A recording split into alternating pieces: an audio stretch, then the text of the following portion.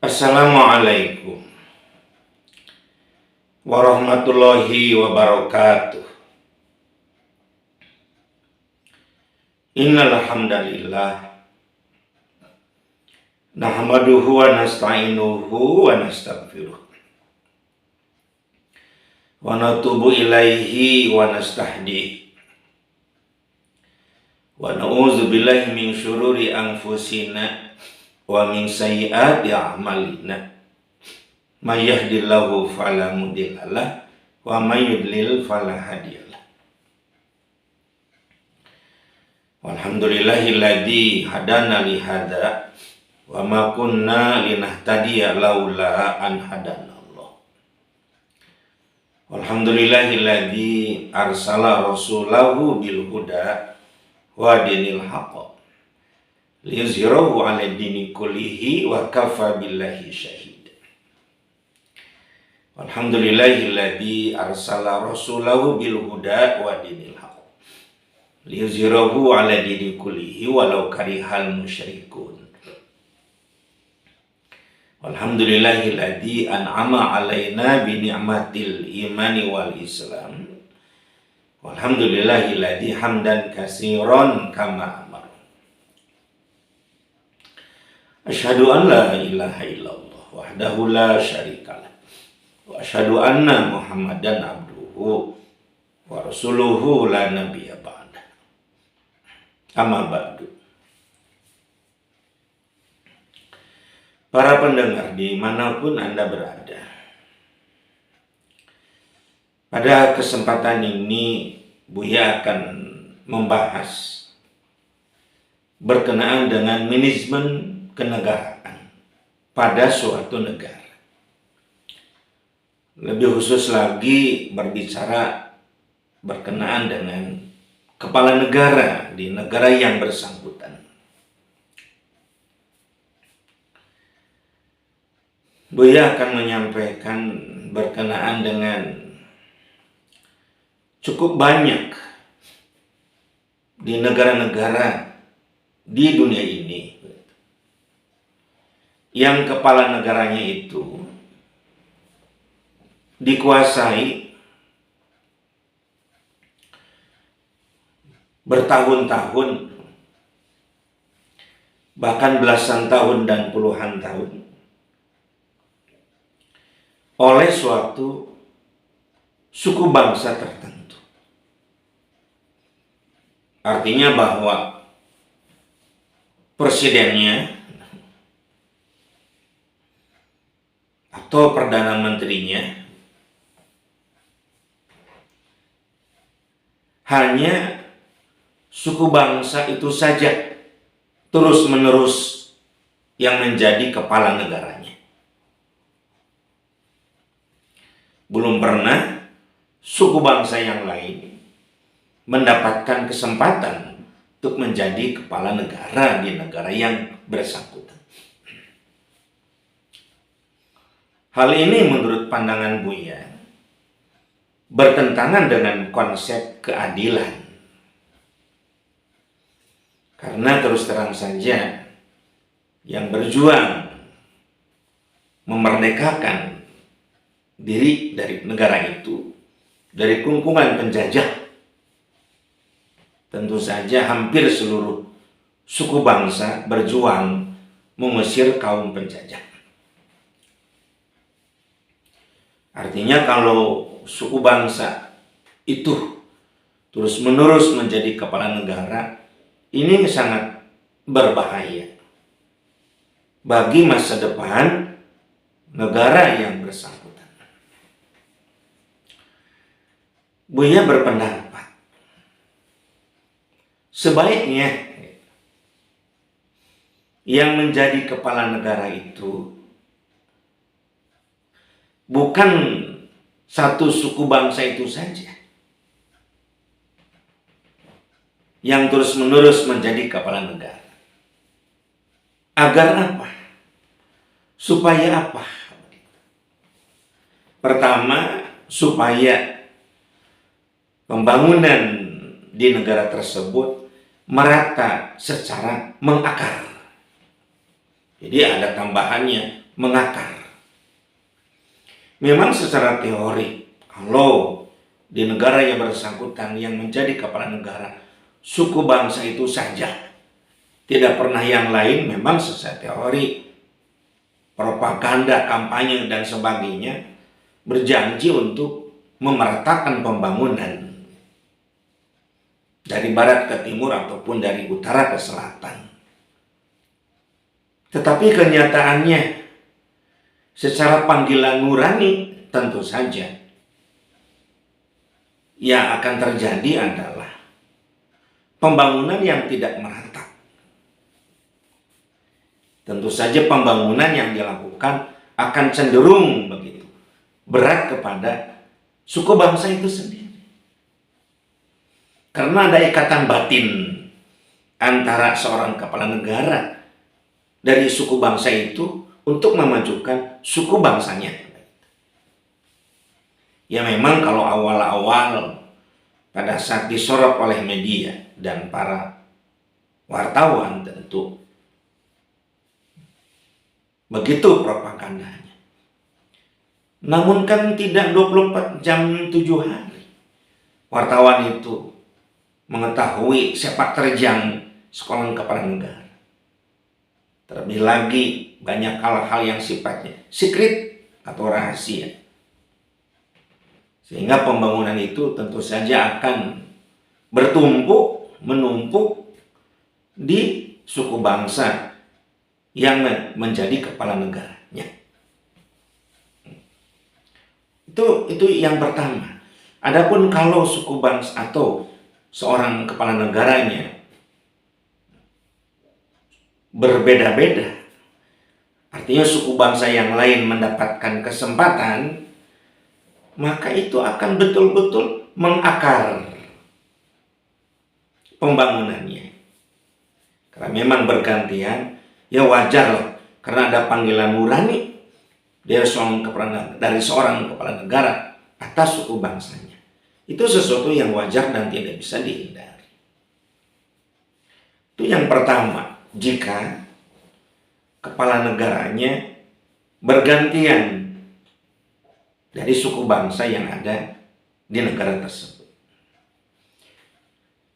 Kemudian yang kedua, bergantiannya suku bangsa ya, yang menjadi presiden dari suku bangsa itu. Bergantian maksudnya untuk menghindari kecemburuan sosial. Di mana kecemburuan sosial ini akan menjadi terus meningkat dan akan pada ada titik puncaknya. Ya, ketidakpercayaan kepada pemerintah yang berkuasa. Dan kecemburuan sosial ini tentu suatu saat tidak akan bisa dibendung, akan terus membesar, sehingga betul-betul sangat mengganggu kepada pembangunan nasional. Jadi untuk menghindari itu, untuk menghindari kecemburuan sosial yang nantinya terus akan meningkat kalau yang menjadi kepala negara itu dari satu suku bangsa saja. Kemudian yang ketiga, manfaat jika kepala negaranya itu bergantian, ya, berbagai suku bangsa di negara tersebut mendapatkan bagian kesempatan untuk menjadi kepala negara, maka akan terhindar tirani suku bangsa yang satu kepada suku bangsa yang lainnya. Alangkah bahayanya para pendengar jika terdapat tirani dari suku bangsa yang terus berkuasa kepada suku bangsa yang lainnya. Dalam pengertian penjajahan terjadi bukan dari bangsa lain, tetapi suku bangsa yang kuat menjajah suku bangsa yang lemah dan sedikit. Itu tentu bisa terjadi.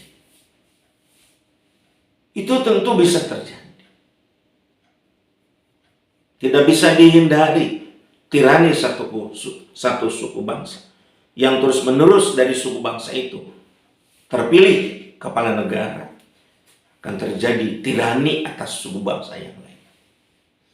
Meskipun dikatakan tidak, kenyataannya ada tirani. Kemudian manfaat jika kepala negara diberikan juga kesempatan kepada suku bangsa yang ada di sana tidak berkutat dari satu suku bangsa saja. Sekian puluh tahun presidennya dari suku bangsa itu terus.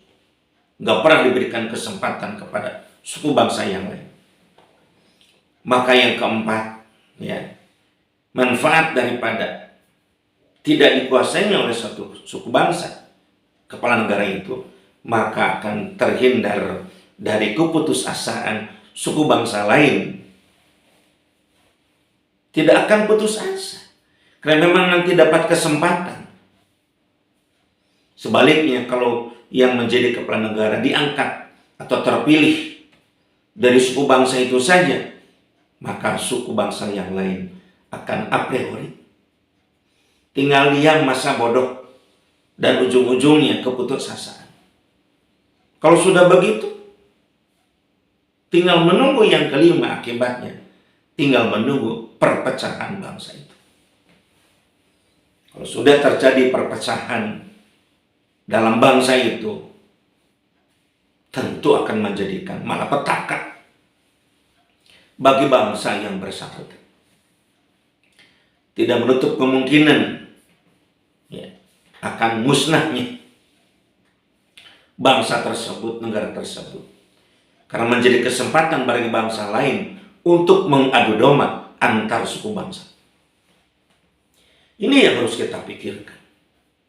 Jangan tenang-tenang saja, jangan biasa-biasa saja, jangan istilah itu nanti juga pada saatnya kita bisa berganti, misalkan dengan sendirinya. Tidak bisa begitu. Ingat, manusia makin banyak di dunia ini, di berbagai negara. Tentu negara-negara yang kuat, yang banyak juga penduduknya, berpikir untuk mengekspansi negara-negara yang lemah. Itulah paling tidak 5 hal yang Buya sampaikan.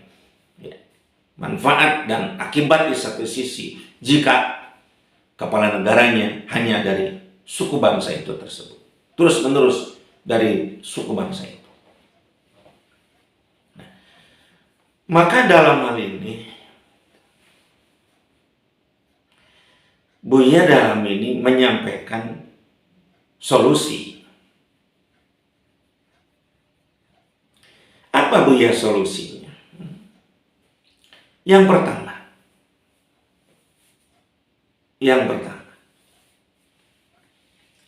diadakan sensus di negara tersebut berkenaan dengan jumlah suku bangsa yang ada, dan di ranking suku bangsa terbanyak, cukuplah sampai 10 besar suku bangsa terbanyak. Dari suku bangsa A, suku bangsa B, suku bangsa C, suku bangsa D, suku bangsa E, suku bangsa F, suku bangsa G, suku bangsa H, suku bangsa I, suku bangsa J, dan suku bangsa K. Sensus betul-betul dengan akurat 10 suku bangsa terbesar di negara tersebut, tergantung luasnya negara itu dan tergantung banyaknya suku bangsa di negara itu. Ya, kalau negaranya kecil, suku bangsanya cuma puluhan saja, cukup 5 ranking terbesar. Mau besar ratusan suku bangsanya, ya sampai 10, ranking 1 sampai 10 terbesar suku bangsa itu. Yang kedua, jadi kita betul-betul dalam hal ini membuat undang-undang untuk pengaturan itu. Yang kedua, dalam undang-undang yang Buya usulkan, ya, bahwa presiden atau kepala negara di negara itu tidak boleh berturut-turut dari suku bangsa itu. Jadi dari 10 suku bangsa ranking 1 sampai 10 itu bergantian mendapatkan kesempatan menjadi presiden. Maka dalam hal ini ada wa amruhum syura bainahum, dilakukan dengan cara musyawarah tentunya. Tidak usah pemilihan presiden dan wakil, presiden saja. Untuk 5 tahun ke depan, presiden dari suku bangsanya suku bangsa A. 5 tahun ke depan, suku bangsanya presidennya dari suku bangsa B. 5 tahun ke depan lagi, suku bangsanya dari suku bangsa C. Presidennya itu maksudnya. Sampai 10 kali pemilihan musyawarah, hasilnya bahwa seluruh yang 10 itu mendapatkan kesempatan masing-masing 1 kali. Dan terus berputar. Adapun yang ketiga dalam regulasi itu, undang-undang itu, bahwa wakil presiden dipilih oleh presiden. Silakan presiden milih yang mana, siapa yang menjadi wakil presidennya. Karena wakil presiden itu sebetulnya ya rekan yang bekerja sama. Tentu sang wakil itu harus dipilih oleh presiden. Buya kurang setuju kalau presiden dan wakil presiden dipilih begitu secara bersamaan. Apalagi dalam sistem partai di berbagai negara, kalau presidennya dari partai A, kemudian wakilnya dari partai B, itu akan terjadi deadlock. Kadang-kadang tidak bisa bekerja sama karena memang masing-masing partai punya tujuan. Ini penting Buya sampaikan, bahwasanya wakil presiden dipilih saja oleh presiden setelah presiden terpilih. Hal seperti ini tentu sesuai dengan firman Allah Subhanahu wa Ta'ala di berbagai ayat yang ada dalam Al-Quran. Ya, sebut saja Buya dalam kesempatan ini cukup 3 lah yang menjadi dalil atas pendapat Buya ini. Karena Buya berpendapat ini tidak dengan hawa nafsu. Karena Buya menyampaikan solusi ini selalu mengambil dari Al-Quran dan Al-Hadis, dari wahyu Allah dan sabda baginda Rasul. Yang pertama, Allah Subhanahu wa Ta'ala di dalam Al-Quran surat An-Nahl ayat ke-90 berfirman, A'udzu billahi minasyaitonir rajim. Bismillahirrahmanirrahim. Innallaha ya'muru bil adli wal ihsan. Shadaqallahul adzim. Innallaha, sesungguhnya Allah, ya'muru, menyuruh kepada kalian, menyuruh kepada kamu, bil adli, berbuat adil, wal ihsan, dan berbuat kebaikan. Di mana keadilannya jika seorang kepala negara selalu dipilih atau terpilih dari satu suku bangsa?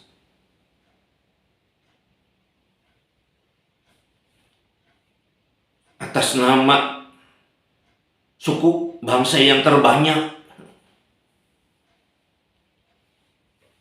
Jangan sampai terjadi tirani dari suku bangsa yang terbanyak atas suku bangsa yang lain. Karena pada kenyataannya yang bertanggung jawab atas berlangsungnya kenegaraan, berlangsungnya hidupnya satu negara, semuanya suku bangsa bertanggung jawab, saling bahu membahu, ringan sama jing-jing, berat sama dipikul. Tidak boleh kepongan, ketakaburan satu suku bangsa yang atas nama karena banyaknya, bahkan kadang-kadang tanda kutip kepintarannya, yang Muslim itu juga dipertanyakan. Tapi tidaklah kita berpikir atas rekayasa yang ada. Saking banyak suku bangsa yang bersangkutan, tentu menggunakan rekayasa. Terlebih lagi seorang kepala negara selama berkuasa tentu punya dana yang cukup besar, yang kadang-kadang jangan-jangan uang rakyat juga dipakai untuk memperkuat suku bangsa itu untuk periode berikutnya menjadi kepala negara lagi. Ini perlu juga dicurigai. Kita mesti curiga untuk kehati-hatian. Kalau tidak ada regulasi, undang-undang yang mengatur tentang bagaimana silih bergantinya suku bangsa di negara tersebut, maka itu termasuk ketidakadilan. Kalau tidak ada regulasi undang-undang. Tapi kalau bangsa itu sama-sama menyusun suatu undang-undang untuk bagaimana dari sekian ratus suku bangsa itu dipilih menjadi suku bangsa terbesar dan digabung, misalkan yang kecil-kecil digabung sehingga nanti kepala negara itu memilih wakilnya dari gabungan itu. Itu bisa dilakukan seperti itu. Itu termasuk innallaha ya'muru bil adli wal ihsan. Kita melaksanakan keadilan dan kebaikan. Innallaha ya'muru, ini perintah Allah, bil adli wal ihsan, berbuat adil dan berbuat baik. Sebaliknya kalau kita tidak melaksanakan itu, melanggar keadilan Allah, tinggal nunggu kehancuran. Kalau ini dibiarkan terus, satu suku bangsa atas memang banyaknya terus menjadi presiden atau kepala negara di daerah tersebut atau di negara tersebut, ini bisa terjadi penjagalan-penjagalan. Kalau muncul orang-orang yang berpotensi untuk bisa menjadi kepala negara untuk periode berikutnya, apa yang dilakukan oleh presiden dari suku bangsa itu yang terus-menerus menjadi presiden? Tentu ada niat yang buruk untuk menjegal suku bangsa lain bisa menjadi penggantinya dalam periode berikutnya. Ini kan sesuatu yang sebetulnya maju dan naik mundur. Di satu sisi ingin memajukan negara, seluruh suku bangsa di negara itu. Tapi di sisi lain berpikir, wah nanti bisa direbut ini. Suku bangsa lain bisa menjadi kepala negara. Di satu sisi ingin memajukan negara, di sisi lain ada ketakutan. Ini sesuatu yang memang maju dan mundur. Tidak pesat kemajuannya. Karena menurut juga melihat ke belakang takut. Kalau kepala negara banyak takutnya, atas dasar takut direbut oleh suku bangsa-bangsanya sendiri, ini sudah persaingan yang tidak sehat. Tetapi kalau ada undang-undang, regulasi yang mengatur bahwa tidak boleh satu suku bangsa berturut-turut menjadi kepala negara lagi, paling bisa nanti 10 tahun ke depan setelah suku bangsa yang lain atas dasar sensus 10 suku bangsa yang terbanyak untuk punya kesempatan untuk menjadi kepala negara. Yang kedua, di dalam Al-Baqarah ya, ayat ke-60. A'udzubillahi minasyaitonir rajim. Bismillahirrahmanirrahim. Wa idistasqa Musa liqaumihi faqul nadrib bi'asaqal hajar fanfajarat minhu isnata asyara ayna qad alima kullu nafsin ma syarabahum. Shadaqallahul adzim. Wa idistasqa, dan ingatlah tatkala meminta siapa? Musa, Nabi Musa. Wa idistasqa Musa liqaumihi, tentu meminta kepada Allah liqaumihi, untuk kaumnya. Minta apa? Minta minum untuk kaumnya. Saat itu kekeringan yang menimpa umat Nabi Musa. Wa idistasqa, dan ingatlah tatkala Nabi Musa meminta minum kepada Allah Subhanahu wa taala untuk kaumnya. Maka Allah berfirman, nadribu. Wa idistasqa Musa liqaumihi nadribuhu. Wa idistasqa Musa liqaumi faqulidribu bi ba'di. Pukullah wahai Musa batu itu dengan tongkatmu. Kemudian pada saat itu fang fajarat min husnata asyara aina, maka memancarlah dari batu-batu itu 12 mata air. Fang fajarat min husnata asyrata aina qad alima kullu unasim masyrabahum. Dan yang ke-12 suku bangsa itu, mereka tahu mata airnya masing-masing.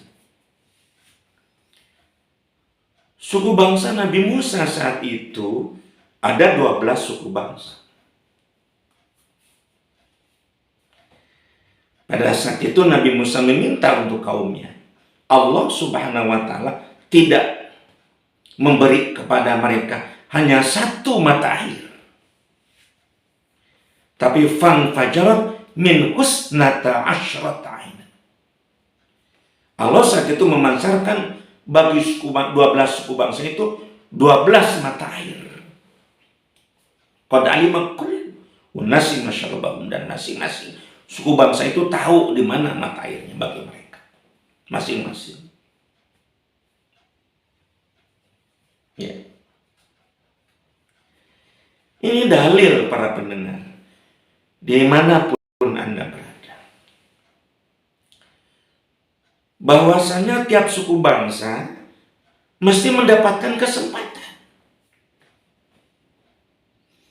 Tidak saat itu umat Nabi Musa 12 suku bangsa meminta kepada Allah Subhanahu wa Ta'ala minum, dan Allah memberikan cuma satu mata air. Tidak. Fang fajar min husnata asyrata aina, 12 mata air. Di satu negara sekian ratus suku bangsa, dan kita musyawarah. Memang suku bangsa itu ada yang sangat banyak, lumayan, ada yang sangat sedikit. Tentu atas dasar musyawarah. Kita juga bermusyawarah penggabungan suku bangsa itu atas dasar pulau-pulau yang terdekat misalnya, atau bagaimana aturannya. Para ahli tata negara, para ahli di bidangnya tentu mesti musyawarah. Tapi yang jelas beliau menyampaikan cukuplah 10 ranking 1 sampai 10 suku bangsa, atau 7 atau 8, dilihat daripada memang gabungan-gabungan itu supaya seimbang jumlah sensus penduduk yang mewakili ya suku bangsa tersebut, atau jumlah suku bangsa tersebut. Itulah surat Al-Baqarah ayat 60. Wa idistasqa Musa liqaumihi faqulidrib bi'asaqal hajar. Faqulidrib bi'asaqal hajar. Pukullah batu itu dengan tongkatmu. Faqulidrib bi'asaqal hajar. Fan fajarat min husnata asyrata aina qad alima kullu unasin masyrabahum. Kulu washrabu wala ta'saw fil ardi mufsidin. Makan dan minum, tapi kalian jangan berlebihan. Shadaqallahul adzim, benar Allah dengan segala firman. Itulah dalil yang beliau sampaikan sebagai syarat dari Allah Subhanahu wa Ta'ala bahwa setiap suku bangsa mesti mendapatkan kesempatan untuk menjadi kepala negara yang memimpin negara itu. Kemudian dalil yang ketiga, di dalam Al-Quran surat Al-Qasas ayat 81. A'udzubillahi minasyaitonirrajim. Bismillahirrahmanirrahim. Fa khasafna bihi wa bidarihil ardu fama kana lahu min fi'ati yansuruna wa ma kana minal muntasirin. Shadaqallahul adzim. Fa khasafna bihi, maka kami Allah menenggelamkan korun, karena ketamakannya, ketakaburannya, ingin menguasai orang lain tidak boleh. Fakhasafna bihi, maka kami Allah menenggelamkan dia. Wabidarihil ardo, termasuk juga kekayaannya, seluruh kekayaan yang dikumpulkan. Sampai 100 unta yang kuat-kuat menarik kuncinya, kunci pintu daripada kekayaan rumah daripada si korun itu. Fakhasafna bihi wabidarihi ardo, ditenggelamkan ke tanah, ke dalam bumi. Famakana lahu min fi'ati yang surna, maka tidak ada baginya satu golongan pun yang bisa menolongnya. Famakana minal muntasirin, ya, dan mereka tidak bisa membela dirinya. Ini peringatan bagi suku bangsa yang terus-menerus ingin menguasai, ingin menjadi kepala negara-negara itu, dengan rekayasa, dengan tipu daya, bahkan menjegal suku bangsa lain untuk menjadi kepala negara, baik secara halus ataupun kasar, baik secara langsung ataupun tidak langsung. Allah Maha tahu. Wa makana minal muntasirin, mereka suatu saat tidak bisa membela diri. Kalau sudah terjadi azab dari Allah atas ketidakadilan, atas ketamakan, suatu negara adalah tanggung jawab kita bersama. Tidak bisa diklaim hanya milik satu suku bangsa. Buya lebih awal melihat ini. Mungkin para pendengar tidak ngeh dengan kondisi ini. Bukan atas dasar kebencian, bukan atas dasar iri dengki, bukan. Tetapi atas dasar tanggung jawab supaya negara-negara yang bersangkutan berlangsung dalam pengertian cukup lama. Berlangsung negara itu, jangan sampai suatu saat terjadi tragedi dan hancurnya bangsa itu. Itulah para pendengar dimanapun Anda berada, yang menyampaikan hal ini supaya para pendengar sadar bahwa tanggung jawab, ya, untuk memajukan negara itu bukan tanggung jawab satu suku bangsa saja, tetapi tanggung jawab kita bersama. Terima kasih atas perhatiannya. Mohon maaf kalau ada kata-kata yang tidak berkenan. Wabillahi taufiq wal hidayah wa ridho wal inayah. Wassalamualaikum warahmatullahi wabarakatuh.